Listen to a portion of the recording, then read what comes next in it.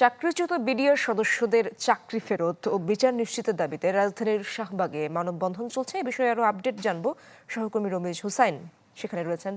রমিজ, কি কি দাবি নিয়ে তারা রাস্তায় নেমেছেন জানাবেন? আমি ভরসা রাখি হিরন স্মার্ট ওয়াটার পিউরিফায়ারে। এখানে মূলত যে সমস্ত বিডিআর সদস্যদেরকে চাকরিচ্যুত করা হয়েছে তাদের চাকরিতে পুনর্বহাল এবং যাদের বয়স শেষ হয়ে গেছে তাদের জন্য অতীতে যে সমস্ত সময় তারা চাকরি থেকে চাকরিচ্যুত হয়েছিল সেই সময়কার বেতন ভাতা এবং অন্যান্য যে সমস্ত সরকারি সুযোগ সুবিধাগুলো রয়েছে সেই সমস্ত সুযোগ সুবিধা ফিরিয়ে দেওয়ার দাবি জানিয়েছে। এবং এছাড়া এই সময় অর্থাৎ সেই বিডিআর বিদ্রোহের ঘটনায় যেই হত্যা মামলাটি হয়েছিল সেই হত্যা মামলার যেই তদন্ত প্রতিবেদন পরবর্তীতে অন্তর্বর্তীকালীন সরকারের সময় যেই তদন্ত প্রতিবেদনটি সামনে এসেছে সেই মোতাবেক যারা আসলে প্রকৃত অপরাধী, সেখানে আওয়ামী লীগ সরকারের বেশ কয়েকজন মন্ত্রীর নাম এখানে তারা উল্লেখ করেছেন, জাহাঙ্গীর কবির নানক এবং ফজলুল নূর তাপস সহ বেশ কয়েকজন নাম এখানে তারা উল্লেখ করেছেন যে তাদের মূলত নীল নকশাতেই এই বিডিআর হত্যাকাণ্ডের মতো ঘটনা ঘটেছে। এবং এখানে পার্শ্ববর্তী একটি দেশের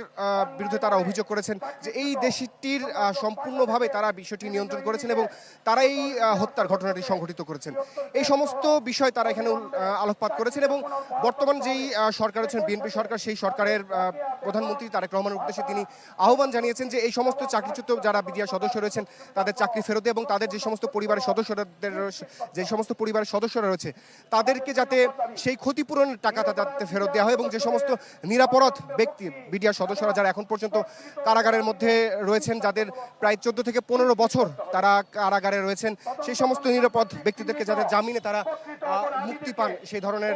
দাবি তারা এখানে করছে, যাতে দ্রুত সময় তাদেরকে জামিন দেওয়া হয় এবং সুষ্ঠু বিচারের মাধ্যমে আসলে যারা প্রকৃত অপরাধী সেই অপরাধীদেরকে যাতে আইনের আওতায় আনা হয় এবং যারা নিরাপরাধ তাদেরকে যেন এখান থেকে মুক্তি দেওয়া হয়, এই ধরনের দাবি এখান থেকে জানাচ্ছেন। এছাড়া এবং এখান থেকে তারা যেহেতু সংবাদ সম্মেলন হচ্ছে এর পরবর্তীতে তারা হয়তো পরবর্তীতে নতুন ধরনের একটি কর্মসূচি তারা দিতে পারে, সেটি অবশ্যই আপনার মাধ্যমে দর্শকদের জানিয়ে দিব। সহকর্মী রমিজ হুসাইন যুক্ত হয়েছিলেন।